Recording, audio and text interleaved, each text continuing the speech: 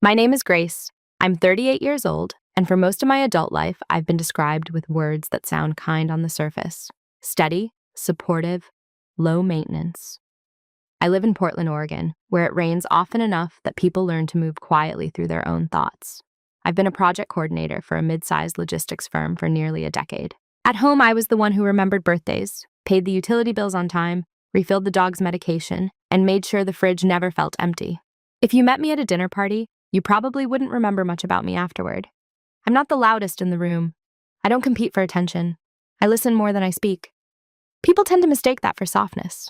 My husband certainly did. When this story began, I had been married for 11 years. From the outside, our life looked stable. 2 incomes, a modest home, no dramatic scandals. But stability can be a costume. It can hide an imbalance so subtle that you don't notice it until the weight shifts too far in one direction. This isn't a story about explosive arguments or dramatic betrayals discovered at midnight. There were no screaming matches, no shattered glass, no cinematic confrontations. It began with paperwork. Specifically, a stack of financial documents my husband asked me to sign. Documents that would quietly move a significant amount of debt into my name alone. He said it was just temporary. He said it would protect us. He said, "You're better with paperwork anyway." And for a moment, I almost believed him. What followed wasn't a sudden act of revenge or a fiery declaration of independence. It was slower than that, quieter. It unfolded in emails, timestamps, and forwarded attachments. In careful reading, in understanding the difference between trust and convenience. There was a single click, just one, that exposed something he believed I would never uncover. Not because it was hidden brilliantly, but because he assumed I would never look closely enough. This story isn't about destroying someone. It's about what happens when the person everyone underestimates finally decides to see clearly. I'm not proud of every emotion I felt along the way. I'm not pretending I was fearless, but I will be honest. Have you ever realized that someone counted on your silence more than your loyalty? To my husband, Daniel, I was the organized one. That's how he introduced me to people. "This is Grace. She keeps everything running." He'd say it with a laugh, like it was a compliment. And I would smile, because technically it was. I kept everything running. I handled the mortgage payments and the insurance renewals. I compared interest rates before we refinanced. I set up automatic transfers into savings accounts labeled emergency, travel, and house repairs. I knew when the car registration expired without checking the sticker. I knew which credit card had the lowest APR and which one had the airline miles. Daniel was the visionary. That's what everyone called him. He worked in mid-level management at a regional tech supply company and loved talking about big moves, investments, expansions, opportunities. He had charisma. He filled rooms. People leaned in when he spoke. I leaned back. At dinner with friends, he would describe his latest idea: flipping equipment, short-term financing strategies, leveraging business credit. If I gently asked about the fine print, he'd squeeze my knee under the table and say, "Grace likes to double-check everything. She's our risk department." Everyone would laugh. I did too, because I told myself that balance was healthy. One dreamer, one stabilizer, one risk taker, one planner. But there's a subtle difference between being valued and being utilized. When something went wrong, a late fee, a missed email, a billing dispute, it quietly became mine to fix. Not because I had caused it, but because I was better at these things. And I was. That was the problem. Competence creates expectation. Expectation becomes assignment. Assignment becomes identity. Over time, I stopped being Grace. I became infrastructure. Reliable, predictable, calm, invisible. Daniel never raised his voice at me. He wasn't cruel in obvious ways. If someone had asked whether I felt loved, I would have said yes. But love can coexist with imbalance. Love can even mask it. There were small signals I ignored, like the way financial conversations slowly stopped being collaborative and became presentations. He would come to me not for discussion, but for approval. "I've already thought it through," he'd say. "I just need you to sign off so we can move quickly." And because I trusted him, and because I trusted myself to catch anything dangerous, I would review, adjust, negotiate terms where I could. He began to rely on that, not just my intelligence, my silence. At work, I was known as the person who never missed a compliance detail. I built spreadsheets that executives depended on before audits. I documented conversations. I archived email threads meticulously. My boss once joked that if the company ever faced litigation, they'd just hand everything to Grace and sleep well. At home, I applied the same habits, quietly. I kept digital folders of warranties, loan documents, and tax returns. I downloaded monthly statements automatically, not because I distrusted Daniel, because I believed in preparedness. The irony is that the very traits that made me useful were the ones that made him underestimate me. He saw my calm as passivity. He saw my silence as agreement. He saw my organization as something that served him, not something that could one day protect me. In his mind, I was steady ground. Ground doesn't move. Ground absorbs impact. Ground doesn't file reports. Ground doesn't forward emails. Ground doesn't notice patterns. But I did. And the day he decided to move all the debt into my name, he did so believing he was asking the safest person in the world. He was right about one thing. I was safe, just not in the way he assumed. The first time Daniel mentioned moving the debt, it didn't sound like a strategy. It sounded like a favor. We were sitting at the kitchen table on a Tuesday night. The dishwasher hummed in the background. I had my planner open, reviewing our quarterly budget adjustments. He had his laptop angled slightly away from me. Not secretive, just habitual. "Hey," he said lightly, as if he were asking me to pass the salt. "I've been thinking about restructuring a few things." I didn't look up immediately. "What kind of restructuring?" "Nothing major, just shifting some balances. Consolidating. It'll make things cleaner." Cleaner. That word should have made me pause, but it didn't. Not yet. He rotated the laptop toward me and showed me a credit application draft. A sizable line of credit, larger than anything we'd ever taken out personally.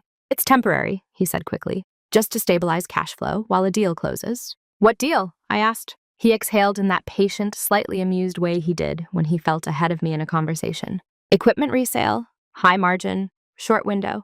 I didn't want to overwhelm you with the details until it was solid." There it was. Overwhelm. I had negotiated vendor contracts worth 6 figures at work without blinking, but somehow, in our marriage, I was the one who needed simplified summaries. "And the debt would be in my name?" I asked calmly. "Technically, yes. Your credit score is stronger. It's just optics, Grace. It protects us long term." "US." I watched him carefully. His tone wasn't defensive. It wasn't aggressive. It was smooth. Rehearsed, maybe, but subtly so. "It's just paperwork," he added. "And honestly, you're better at managing these structures anyway." Better at managing. That was the first small cut. Because managing something and owning it are not the same. I closed my planner slowly. "How much are we talking about?" He hesitated. "Barely. About 180,000. He didn't say the word immediately, as if delaying it softened it. I nodded once. "And if the deal doesn't close?" "It will." "That's not what I asked." He leaned back, crossing his arms. Not defensively, but comfortably, confidently. "Grace, you worry too much about hypotheticals. This is how leverage works." Leverage. Another word that sounds powerful until it collapses. I didn't argue. I didn't accuse. I simply said, "Send me everything." He smiled, relieved. "Of course. I knew you'd want to review it." That night, an email arrived in my inbox with the subject line, "Restructure plan, quick review." Quick! I read every attachment twice. Most of it looked ordinary. Structured repayment projections, short-term liquidity modeling, a contract draft with a third-party buyer, but there were small inconsistencies, minor timeline gaps, assumptions that leaned optimistic. Nothing illegal, nothing explosive, but something felt tilted. When I asked a few clarifying questions the next evening, Daniel waved them off gently. "You're zooming in too far," he said. "You always do this. That's why I love you. But sometimes you have to trust momentum." Trust momentum. I realized then that he wasn't asking for a partnership. He was asking for endorsement. And what unsettled me most wasn't the amount of money. It was how easily he assumed I would say yes, as if my role was already decided. As if my name on the line was a formality. That was the moment something shifted. Not loudly, not visibly, but internally. Not suspicion. Not yet. Just awareness. The first small cut is never about blood. It's about realization. And I realized that night that Daniel had already calculated my compliance into his plan. If the first request had been isolated, I might have treated it like a misunderstanding. But it wasn't isolated. It became a pattern. Over the next few weeks, Daniel brought up the restructuring casually, as if it were already decided, already integrated into our future. "When this closes," he'd say while pouring coffee in the morning. "Once the funds clear," he'd mention while scrolling through his phone at night. "After we move the balances," he'd add in passing. Language is powerful. He shifted from if to when without ever announcing the change. And I let him, not because I agreed, because I didn't want friction over something that, on paper, still looked plausible. That's how normalization works. It doesn't demand surrender all at once. It invites you to adjust slowly, to shrink your discomfort until it feels unreasonable to mention. One Saturday afternoon, we met another couple for lunch. Daniel brought up the equipment resale again, explaining it with enthusiasm. "It's all about smart positioning," Tahi said. "You use strong credit where it makes sense." He glanced at me with a smile. "Grace has the better profile. It's just strategic." The other couple nodded approvingly. "Teamwork," the wife said. "Si beau said." I smiled politely. Inside, something tightened, not because he acknowledged my credit score, because he framed my financial identity as a tool in his strategy. Publicly, casually, without prior agreement. On the drive home, I asked gently, "Why did you say it like it's already finalized?" He kept his eyes on the road. "Because it basically is." "It isn't," I replied quietly. "I haven't agreed." He sighed. Not angrily, just tired. "Grace, we talked about this. You asked for documents. I sent them. You didn't say no." There it was. Silence reframed as consent. I replayed the last few weeks in my mind.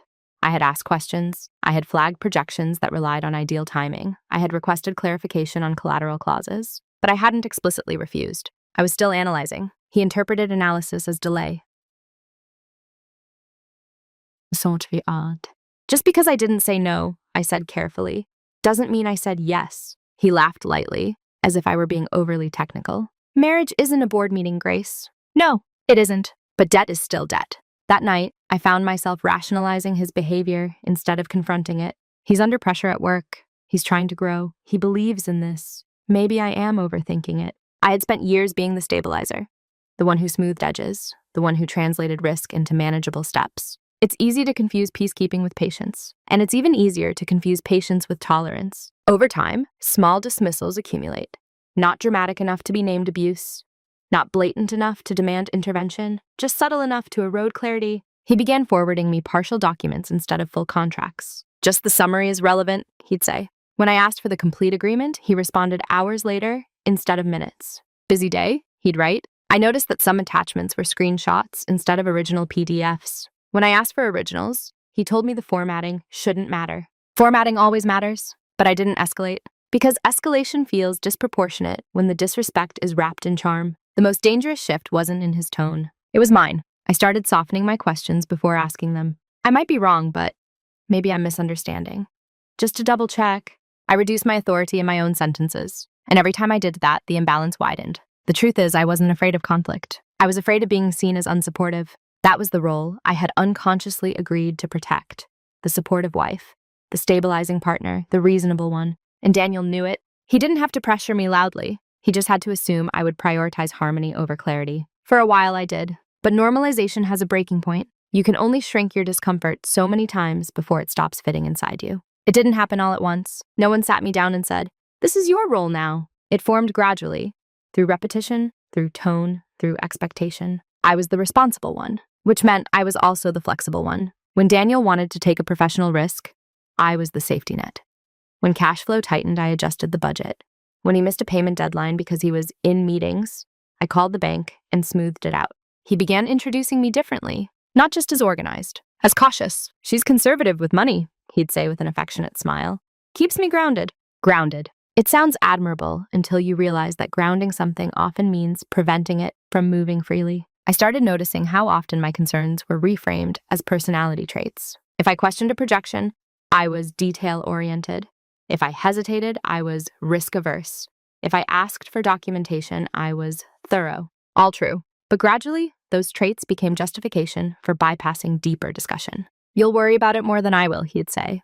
"So it's better if you handle the paperwork side." Handle, not decide, not approve. Handle. There's a subtle hierarchy in language. He positioned himself as the initiator, the strategist. I was the administrator, and administrators don't veto strategy. They execute it. The realization settled slowly. I wasn't being invited into decisions anymore. I was being assigned tasks within decisions already made, even in small things. He would tell me about meetings after they happened. He would describe financial commitments in the past tense. I went ahead and became a frequent phrase. When I pointed it out once, gently, he kissed my forehead and said, "You trust me, right?" Trust is a powerful silencer, because once that word is introduced, any objection feels like an accusation. And I wasn't accusing him of betrayal, not then. I just felt repositioned. At work, I had authority over compliance approvals. If something didn't align with policy, I could halt it, respectfully, firmly. At home, I had influence without final say. The shift became unmistakable the evening he brought home the final draft of the debt transfer agreement. He placed it on the table in front of me with a pen already resting on top. "Not asking, expecting." "I adjusted the repayment timeline as you suggested," he said. "See, I listen." I flipped through these pages methodically. My name appeared in multiple sections. Primary borrower, sole responsible party in case of default. "What about shared liability?" I asked. "It complicates underwriting," he replied smoothly. "This is cleaner." Cleaner. Again. I looked up at him. "Cleaner for who?" He paused, just a fraction too long. "For us," he corrected. But in that moment, I understood the role fully. Reliable, useful, absorbent. If this worked, we would both benefit. If it failed, I would carry it. That wasn't a partnership. That was containment. And the most unsettling part wasn't his confidence. It was how calmly he assumed I would accept containment as care. I realized then that the version of me he depended on was predictable. She smoothed tension. She trusted explanations.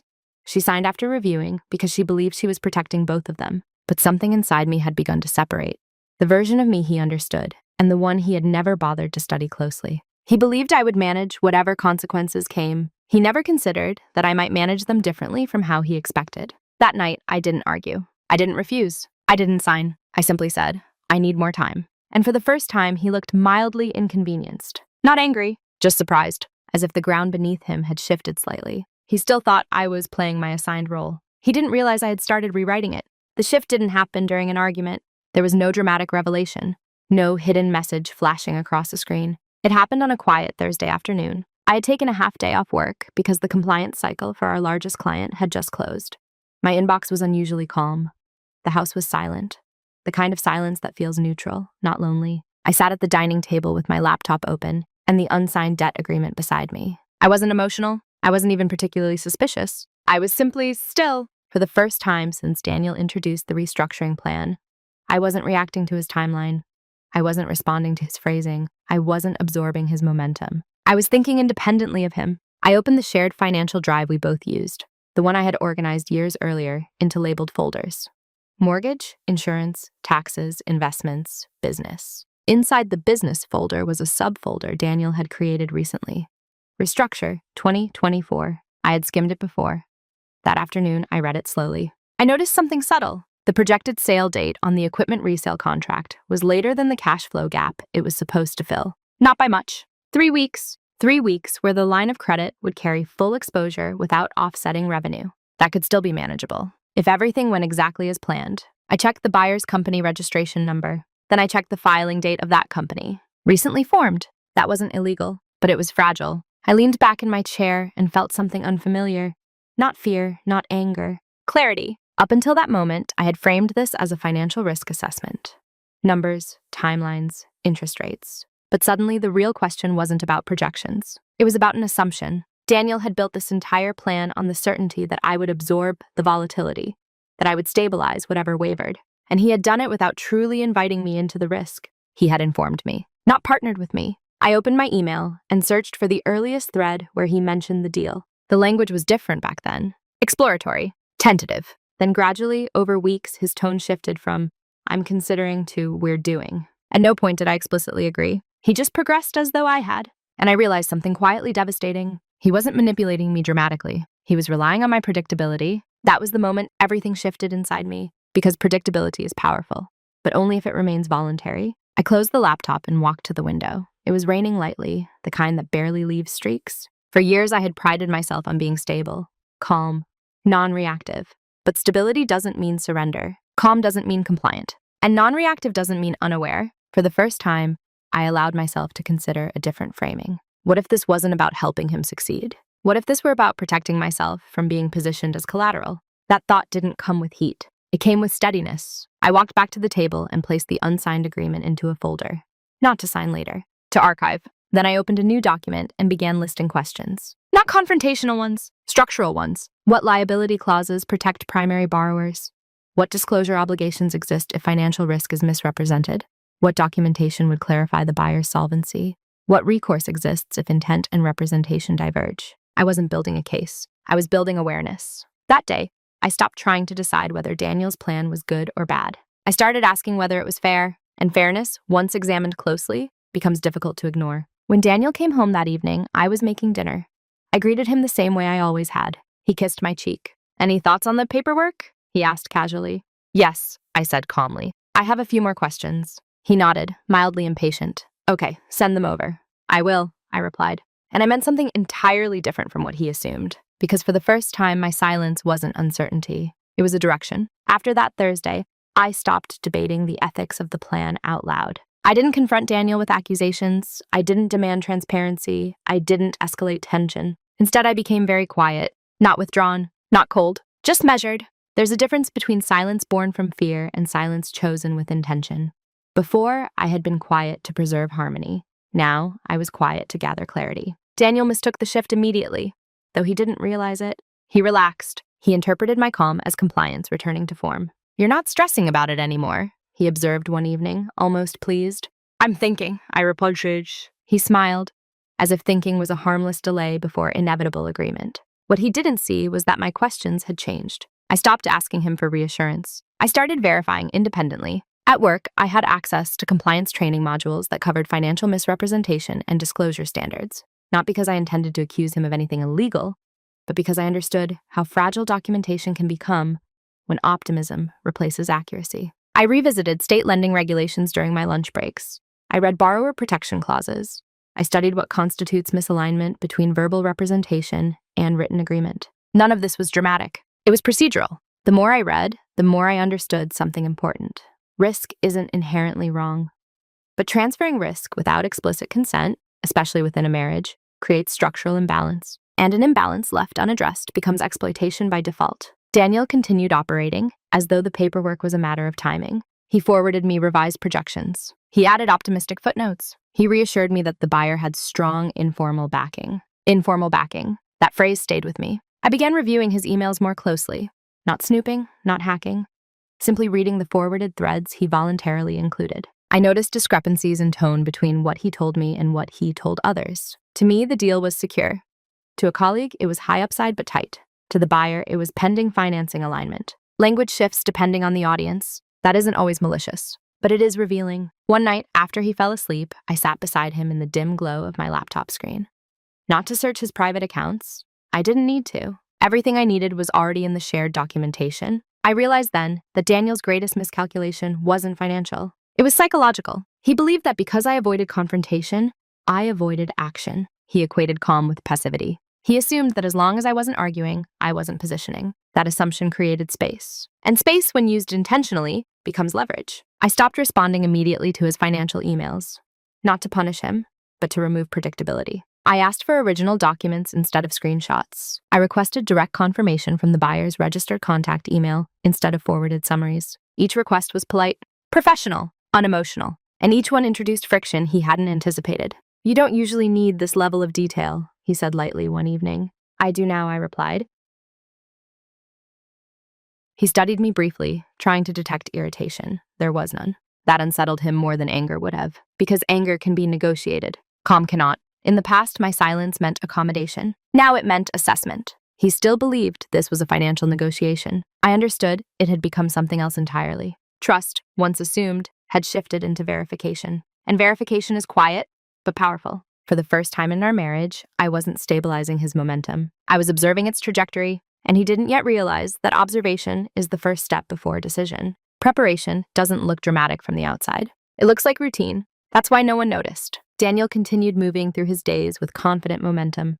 He scheduled calls. He refined projections. He reassured me whenever I asked something too specific. He thought we were still negotiating the same outcome. He didn't realize I had shifted from negotiation to documentation. At work, I was already trained to preserve timelines. Every compliance review required traceable communication. Every decision needed a recorded justification. If something failed, the question wasn't just what happened. It was who knew what and when. So I applied the same discipline at home. Not obsessively, systematically. I created a separate digital folder, private this time. Not hidden, just not shared. Inside it, I saved copies of every version of the debt agreement he sent. Each projection file, each revised timeline, each email thread. I labeled them by date. Language matters over time. People forget what they said. Files don't. I also began writing summaries after verbal conversations. Short, neutral notes. Daniel stated buyer financing confirmed verbally. No written confirmation yet. Daniel indicated personal guarantee not required. Clause still present in draft. Daniel believes resale closes within 30 days. Current contract states 45. No emotion. No commentary. Just record. If anyone had looked over my shoulder, they would have thought I was preparing for an audit. In a way I was, but not of the deal. Of the truth. The more I organized, the more something subtle surfaced. Daniel's confidence wasn't rooted in secure outcomes. It was rooted in assumed insulation. He believed that if the deal failed, we would handle it quietly, that I would negotiate payment plans, restructure terms, protect our credit. He trusted my competence more than he respected my consent. That distinction became very clear. One afternoon, while reviewing the buyer's company information again, I noticed something small but important. The registered address listed on the contract matched a shared office suite, one of those flexible co-working spaces. That wasn't inherently suspicious, but it contradicted Daniel's earlier statement that the buyer had established operational infrastructure. Infrastructure is not a rented mailbox. I didn't confront him. Instead, I called the suite's public number under the pretense of verifying delivery logistics. The receptionist confirmed that the company rented a mailing address, but did not maintain daily staff on site. Information, not an accusation. Later that week, Daniel forwarded me an email chain by accident, or perhaps carelessly. It included an internal discussion between him and a colleague about short-term exposure if financing didn't clear. One sentence caught my attention. If Grace signs as primary, the worst-case impact is contained. Contained. There it was. Not shared. Contained. I didn't feel rage. I felt precision. That sentence told me more than any projection sheet ever could. The risk wasn't theoretical to him. It was allocated, and he had already chosen the container. Me. I printed that email, not to wave it in his face, to anchor myself in reality. Preparation also meant emotional discipline. I stopped reacting to his enthusiasm. I stopped offering financial suggestions that would strengthen his position. I answered questions about household expenses neutrally. I maintained normalcy. From the outside, I looked exactly the same. Inside, I was recalibrating. I researched marital financial liability laws in Oregon, community property guidelines, disclosure obligations between spouses when significant debt restructuring occurs. I wasn't looking for revenge. I was looking for leverage that was ethical. There's a difference. Leverage isn't about harm. It's about balance. Daniel still believed this was about paperwork. He didn't notice that I had shifted from participant to evaluator. He didn't notice that I had stopped defending him in my own mind. He didn't notice that every reassurance he gave me was being cross-referenced against written evidence. And most importantly, he didn't notice that my calm had become unshakable. Because when you remove emotional volatility from a situation, clarity sharpens. I wasn't planning an explosion. I was positioning for consequence. Quietly, methodically, without drama. And the most powerful part, he still believed I hadn't decided anything yet. The discovery didn't happen at midnight. It wasn't hidden behind passwords or secret accounts. It was sitting inside an email thread Daniel had forwarded to me weeks earlier, one I had already read once. But this time I wasn't reading for reassurance. I was reading for alignment. The subject line was ordinary, REIT equipment transfer schedule. The chain included Daniel, the buyer, and, unexpectedly, Daniel's direct supervisor, Mark. That hadn't struck me as significant before. Mark occasionally reviewed large external transactions when they overlapped with company resources. Daniel had explained that this resale opportunity aligned with supplier networks from his workplace. But when I reread the thread slowly, I noticed something subtle. The timeline Daniel presented to me at home did not match the one he had presented internally at work. To me, he described the deal as personally financed, separate from his employer. In the thread, however, he referenced access to inventory through company channels, not directly stealing, not illegally transferring, but implying corporate backing to strengthen negotiation leverage. And then I saw the sentence that changed everything. The buyer had asked plainly, "Just to confirm, this is secured through your company's distribution arm, correct?" Daniel's reply, "Yes, we have internal clearance. Financing is already aligned on our side." Financing aligned. On our side. At home, he told me the line of credit in my name was essential because external financing had not yet been secured. Internally, he implied financing was already aligned. Two narratives, two audiences, one truth. I felt something shift into stillness inside my chest. Not panic, not heartbreak, recognition. I traced the timestamps. The email to the buyer claiming financing alignment was sent 3 days before he first asked me to move the debt into my name. 3 days, which meant when he sat at our kitchen table and said, "It's temporary, just to stabilize cash flow," he had already represented externally that financing was secured. Either he misled the buyer, or he misled me, possibly both. I didn't jump to conclusions. I checked further down the thread. Mark, his supervisor, had replied briefly, "Ensure compliance with internal policy. No company liability." That sentence was cautious, measured, non-committal, which meant Daniel had invoked his workplace credibility to support a personal deal, while simultaneously preparing to transfer personal liability onto me. I leaned back slowly. This was no longer about optimism. This was about misrepresentation, and it was delicate. I read the thread again, this time focusing on attachment metadata. One of the PDF contracts included tracked changes visible in the document properties, edits referencing collateral coverage pending. Pending. At the exact time Daniel told me collateral was unnecessary. My breathing remained steady. This wasn't rage. It was clarity reaching its final form. Then I noticed something else. At the bottom of the thread, Mark had written, "Keep documentation transparent. We cannot have ambiguity if this intersects with personal credit exposure. Ambiguity. That word lingered. Daniel had assured both of us differently. To his supervisor, financing aligned. To me, financing needed. He believed those statements could coexist. They couldn't. And then I understood the leverage fully. This wasn't about humiliating him. It wasn't about destroying his career. It was about restoring alignment where deception had crept in quietly. If the deal failed and the debt sat solely in my name, I would face the consequences of representations I did not authorize. But if the documentation was reviewed by the same person whose name appeared in that thread, Mark, the ambiguity would surface before liability was finalized. One click, that's all it would take. Forward, attach context, ask a neutral compliance question. Not an accusation, a clarification. And clarification, in professional environments, is powerful. I closed the email. I didn't act immediately. I didn't feel triumphant. I felt sober, because leverage changes responsibility. Once you see the truth clearly, you must decide what kind of person you are going to be with it. I wasn't going to scream. I wasn't going to threaten, but I was no longer willing to absorb silence as an obligation. That thread wasn't just evidence. It was a mirror. And Daniel had no idea I had just seen the reflection. For 3 days, I did nothing. Not because I was uncertain, because I was calibrating. Leverage is delicate. Used recklessly, it becomes retaliation. Used precisely, it becomes a correction. I opened the email thread several times without touching the forward button. Each time I asked myself the same question. What outcome am I seeking? If I confronted Daniel privately, he would likely pivot. Reframe. Minimize the discrepancy as contextual language. He might even persuade me that I misunderstood the internal phrasing. If I signed the agreement quietly and trusted his assurances, I would be betting my financial future on someone who had already demonstrated narrative flexibility. If I refused outright without explanation, he would escalate emotionally, not violently, but defensively. The conversation would become about trust instead of documentation. And then there was the fourth option, neutral exposure. Not dramatic, not public, not vindictive.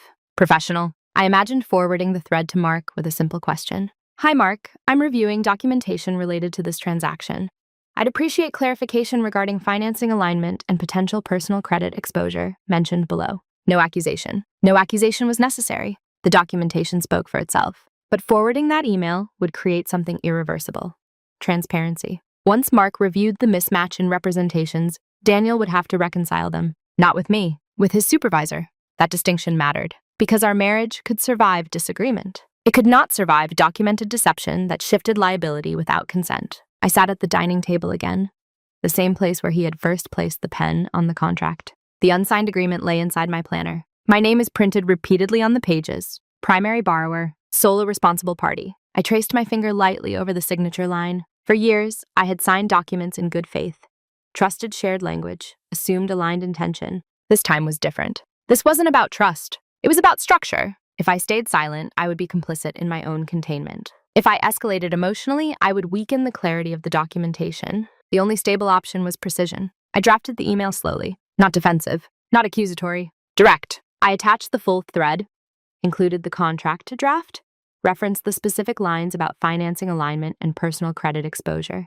Then I paused. There is a moment before irreversible action where the room feels unusually quiet, not tense, just still. I thought about Danielle asleep upstairs the previous night, unaware of the discrepancy I had found. I thought about the years I had protected his ambitions with my organization. I thought about the sentence in his colleague's email. If Grace signs as primary, the worst-case impact is contained. Contained. The word no longer stung. It clarified. I was not content. I was a counterpart, and counterparts require alignment. My finger hovered over the trackpad. One click. That was all. Not revenge. Not humiliation. Just exposure of inconsistency. I pressed forward. Sent. The email left my outbox without sound. No explosion followed. No immediate reply. Just quiet. But this quiet felt different than before. This wasn't silence born from avoidance. There was silence after the action. And somewhere in an office building across town, Daniel's supervisor was about to read something he hadn't expected. After I sent the email, I closed my laptop. I didn't pace. I didn't check my inbox every 5 minutes. I didn't brace for impact. I washed the dishes.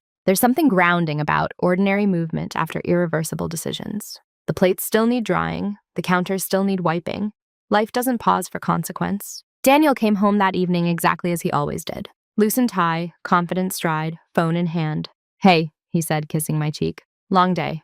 I can imagine, I replied. He studied me briefly. If there was tension in the air, he didn't detect it. We ate dinner, talked about mundane things, a neighbor's new fence, an upcoming work event. I didn't mention the email, because this wasn't a confrontation. It was a process. The following morning, at 9:12 a.m., I received a reply from Mark. Short. Professional. Grace, thank you for reaching out. I was not aware that personal credit exposure was involved at this stage. I will review internally and revert. That was all. But it was enough. He was not aware, which meant Daniel's representations internally had not included the full picture. By noon, Daniel texted me. Did you email Mark? No greeting, no punctuation, just the question. Yes, I replied. A pause. Then, why? I didn't answer immediately. Not strategically, simply because I was in a meeting. When I responded an hour later, my message was measured. For clarification, the documentation referenced financing alignment that didn't match the draft agreement involving my personal credit. I needed transparency. 3 dots appeared, disappeared, appeared again. Finally, you blindsided me. I read that sentence twice. Blindsided. An interesting choice of words. I forwarded an existing thread. I typed, nothing was altered. He didn't respond. That silence stretched through the afternoon. At 4:47 p.m., another email arrived from Mark, this time including Daniel. Given potential ambiguity regarding financing representation and personal liability, I recommend pausing this transaction pending internal compliance review. Pause. Not cancel. Pause. But a pause at that stage meant scrutiny. And scrutiny meant questions Daniel hadn't prepared to answer. When Daniel came home that evening, his energy had shifted. Not explosive. Compressed. He placed his briefcase down more carefully than usual. We need to talk, he said. I assumed we would, I replied calmly. He ran a hand through his hair. You made this look like I misrepresented something. I didn't make it look like anything, I said evenly. I asked for clarification. You could have asked me. I did, I answered. Multiple times. That stopped him briefly, because it was true. I hadn't escalated without inquiry. I had documented inconsistencies after repeated soft questions were minimized. This is going to create complications at work, he said. I understand, I replied. That's why I didn't sign. The room felt steady. No shouting, no tears, just consequence beginning to unfold. The compliance review meant Daniel would need to produce documentation aligning his internal and external claims. It meant any use of company credibility in personal negotiations would be examined. I hadn't accused him of fraud. I hadn't alleged criminal behavior. I had introduced transparency into a structure built on assumptions. And transparency changes dynamics. He went upstairs early that night. I remained at the dining table, reviewing our joint accounts. Not in panic. In planning, because silence had moved from observation to action. And once action begins, it doesn't require noise to carry weight. The shift wasn't dramatic. It was administrative, which in some ways is more destabilizing. The compliance review at Daniel's company began quietly. No public announcements, no formal accusations, just meetings added to his calendar with neutral titles. Policy clarification, transaction review, documentation alignment. He started leaving earlier in the mornings, coming home later. His confidence, once expansive and fluid, narrowed. Not gone, just strained. He stopped talking about the equipment resale entirely. The projections disappeared from our kitchen counter. The optimistic language dissolved. I didn't ask for updates. I didn't need to. The pause from Mark had already introduced scrutiny, and scrutiny changes behavior.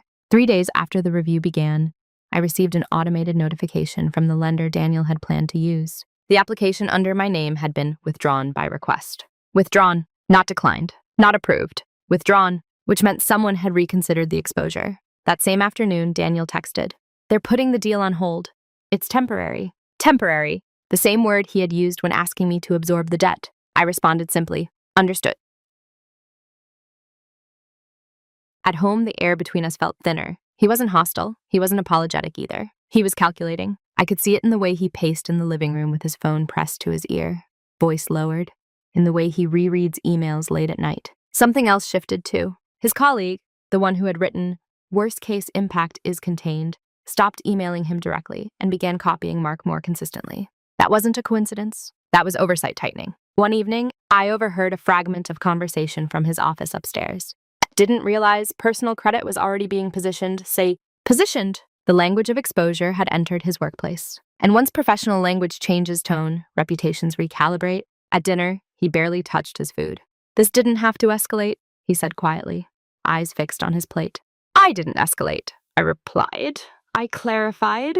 He exhaled slowly. "You made it look like I was hiding something." I met his gaze evenly. "Were you?" He didn't answer. That silence was heavier than any argument we'd ever had. Because this wasn't about feelings. It was about documentation. 2 days later, Mark requested a formal written summary from Daniel outlining the structure of the transaction, the source of financing, and the rationale for referencing internal clearance. Daniel drafted it at our kitchen table. I watched him work without comment. The language was careful now, measured, defensive in its precision. I noticed something else. He no longer referred to the deal as ours. It had become my independent opportunity. Ownership had shifted back to its origin, and with that shift, so did liability. The deal eventually collapsed, not explosively but quietly. The buyer withdrew, citing uncertainty regarding distribution alignment. Uncertainty, a polite word for mistrust. Daniel didn't say much when he received that email. He simply closed his laptop and stared at the wall for a long time. For the first time since this began, I saw not ambition, but vulnerability. Not because he lost money, because he lost narrative control. The consequences weren't catastrophic. No police, no lawsuits, no dramatic termination. But his supervisor's trust cooled. Future proposals required additional oversight, and at home, something irreversible had already occurred. He no longer assumed I would absorb risk without review, and I no longer assumed his explanations equaled transparency. The balance had shifted, not through shouting, through exposure, quiet, documented, precise. The unraveling didn't look like a collapse. It looked like subtle exclusion. Daniel wasn't fired. He wasn't formally disciplined, but he was no longer invited to early-stage strategy meetings. I know this because he used to rehearse presentations with me at the dining table, pacing, testing phrases, refining slides. That stopped. The invitations became shorter, more operational, less visionary. He pretended not to notice at first. "They're just restructuring leadership flow," he said one night, scrolling through his phone. But I could see the change in his posture, the way he checked his email before bed, the way he hesitated before speaking at dinner, as if calculating how much to reveal. Oversight had consequences beyond the failed deal. Trust, once cooled, doesn't return to its previous temperature. At home, he began trying to repair something, though he never named it directly. He offered to loop me in earlier on future opportunities. He mentioned refinancing options that kept liability shared. He even suggested meeting with a financial advisor together. All reasonable gestures, all late. Because this was never only about the debt. It was about the assumption. One evening, about 2 weeks after the deal officially dissolved, he sat across from me at the kitchen table, the same table where he had once placed the pen in front of me. "I didn't think you'd go to Mark," he said quietly. "I know," I replied. "I would have handled it. I asked you to," I said gently. He ran his hand over his face, tired and red. I was trying to protect momentum, and I was trying to protect alignment. He looked up at that word, alignment. It lingered between us. "You made me look reckless," he said. "I didn't add anything," I answered calmly. I forwarded what already existed. That was the part he couldn't undo. Not because of humiliation, because of the record. He had constructed 2 narratives, one professional, one personal, assuming they would never intersect. My email made them intersect. And once they did, the discrepancy belonged to him, not to me. He stood up and paced for a moment. "I feel like you didn't trust me." I let the silence sit. Then I said something I had rehearsed internally for days. "I trusted you enough to read carefully." That stopped him. Because trust isn't blind agreement. Trust includes verification. What he wanted was insulation. What I required was transparency. He tried once more. "You could have just said no." "Yes," I agreed. But that wouldn't have addressed the representation issue. His shoulders lowered slightly. He was beginning to understand that this wasn't about a signature. It was about structure. The truth is, if I had simply refused to sign, the imbalance would have remained hidden. He might have tried a different approach later. The pattern would persist quietly. By introducing external clarity, I didn't just stop one deal. I altered the assumption that my silence could be pre-calculated into risk. That alteration cannot be reversed. Even if we rebuilt trust, it would be built differently. More documented, more explicit, less romantic, more real, he asked softly, almost as an afterthought. "Do you think I was trying to hurt you?" I considered that carefully. "No," I said. "I think you were trying to protect yourself." And that, more than anger, is what made it too late to fix in the way he wanted. Because once you see that someone prioritized insulation over partnership, you can't unsee it. The damage wasn't dramatic. It was structural. And structural cracks don't scream. They settle. The final conversation happened on a Sunday morning. No raised voices. No slammed doors. Just daylight through the kitchen window and 2 cups of coffee cooling between us. Daniel had asked the night before if we could clear the air. I agreed. There was nothing left to avoid. He looked tired, not defeated, but recalibrated. The sharp edge of certainty he used to carry had softened. "I need to understand something," he began. "When did you stop trusting me?" The question was sincere. I answered honestly. "I didn't stop trusting you in a single moment. I started noticing inconsistencies. He nodded once, slowly. I wasn't trying to deceive you. I know, I said, but you were presenting different versions of the same deal to different audiences. That's business, he replied automatically. I held his gaze. It's also marriage. That landed quietly. He leaned back in his chair. I thought I was protecting us from risk, he said. By placing it in my name, is it not accusing, just clarifying. You had stronger credit. That's a technical advantage, I reposed. Not informed consent. He exhaled. The room remained calm. No defensiveness, no escalation. Just two people sitting inside the consequences of documentation. You could have ruined my career, he said after a moment. I didn't, I answered. He studied me. You could have. Yes, I agreed, but that wasn't the goal. Silence again, the kind that feels like a mirror rather than a wall. I feel like you went around me, he said. I went around the ambiguity, I corrected gently. I didn't accuse you of fraud. I asked for alignment. And you couldn't ask me for that? I did, I said evenly. You told me to trust momentum. That phrase hung between us, exposed in daylight. Momentum. He nodded slightly, remembering. I thought you were overanalyzing. I was analyzing, I replied, and because the risk wasn't shared. That was the core of it. Not the money, not the failed deal, the allocation. He wrapped his hands around his coffee cup. For what it's worth, he said quietly, I didn't think you'd actually act. I know, that was the most honest exchange. The morning. He hadn't believed I would move beyond quiet questions. He hadn't imagined I would introduce external verification, and I hadn't imagined he would rely so heavily on my predictability. I don't want to feel like we're opponents, he said. We're not, I replied, but we can't operate on separate narratives. He nodded again. The conversation didn't end with an apology. It ended with acknowledgement. He understood that my action wasn't retaliation, it was a boundary. And boundaries, once established calmly, don't require reinforcement through volume. We finished our coffee in silence. Not tense, not reconciled completely either. Just real. The dynamic between us had shifted permanently. Not because I exposed him, but because I refused to absorb what wasn't mine to carry. And that kind of confrontation doesn't burn. It clarifies. I am not divorced. That surprises people when I tell this story privately. There was no dramatic exit. No bags packed in the middle of the night, no courtroom scenes. There was recalibration. Daniel and I are still married, but not in the same way. The quiet assumption that I will absorb impact because I am capable of it no longer exists. And once an assumption dissolves, it cannot be quietly reinstalled. What changed most wasn't him. It was me. I stopped confusing usefulness with value. For years, I believed being indispensable was a form of security. If I handled everything efficiently enough, calmly enough, thoroughly enough, I would be respected automatically. But competence without boundaries becomes convenience, and convenience invites redistribution of weight. I still manage our household finances, but now we sign major financial documents together, physically present, after discussing liability line by line.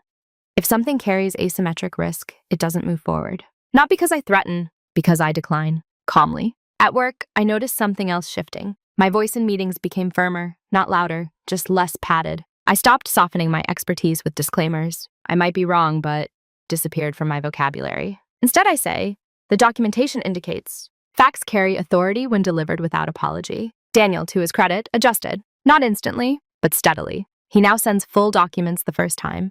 He clarifies financing sources without prompting. He invites review before presentation, not after. Is that growth? Maybe. Or maybe it's awareness that I am no longer predictable in the way he once relied on. Either way, the structure is healthier. There's something powerful about knowing you could have detonated a situation and choosing precision instead. I didn't forward those emails to humiliate him. I forwarded them to prevent myself from being quietly positioned as collateral. That distinction matters. One click exposed the fraud he thought I'd never uncover. Not criminal fraud, structural fraud, the kind that happens when narratives are tailored for convenience. And here's what I learned. Quiet people aren't unaware. They're observing. And when they act, it's rarely impulsive. It's calculated. I don't feel triumphant about what happened. I feel aligned with myself, aligned with the version of Grace who doesn't mistake calm for compliance. I'm still steady, still organized, still the woman with the leather planner and color-coded tabs. But now my steadiness includes refusal. My organization includes leverage. My calm includes consequence. And the most surprising part? I don't feel hardened. I feel lighter because I no longer carry weight that was never mine to hold. When I look back on everything, I don't see a villain. I see an assumption. Daniel assumed I would prioritize harmony over structure. He assumed my silence meant endorsement. He assumed my competence meant containment. And for years, those assumptions were safe for him, until they weren't. The truth is, my husband tried to put all the debt in my name. I forwarded the emails to his boss. Sounds dramatic, But what actually happened was administrative, quiet, documented. There was no screaming match, no revenge speech, no public humiliation. Just one click, one decision to introduce transparency where ambiguity had been quietly growing. And that single click changed the architecture of our marriage. Not because it punished him, because it protected me. Here's what I understand now. Being calm does not obligate you to absorb risk. Being capable does not obligate you to carry an imbalance. And being loving does not require you to be strategically blind. One click exposed the fraud he thought I'd never uncover. Not fraud in the criminal sense, fraud in the structural sense, the subtle reshaping of truth depending on the audience. That kind of misalignment doesn't collapse loudly. It erodes quietly. If I had shouted, he could have argued with my tone. If I had threatened, he could have framed me as emotional. But documentation doesn't argue. It clarifies. And clarity is a form of dominance that requires no volume. Today, Daniel knows something he didn't know before. My silence is not emptiness. It's an evaluation. And if necessary, it's an action. So I'll leave you with this. Have you ever stayed quiet in a situation? Not because you didn't see the imbalance, but because you weren't ready to move yet? And if you did move, did you choose noise? Or did you choose precision? Video của mình hôm nay đến đây là kết thúc. Nếu bạn thích video này, hãy cho mình xin một lượt like và một lượt đăng ký kênh. Hẹn gặp lại các bạn ở trong những video tiếp theo. Bye bye!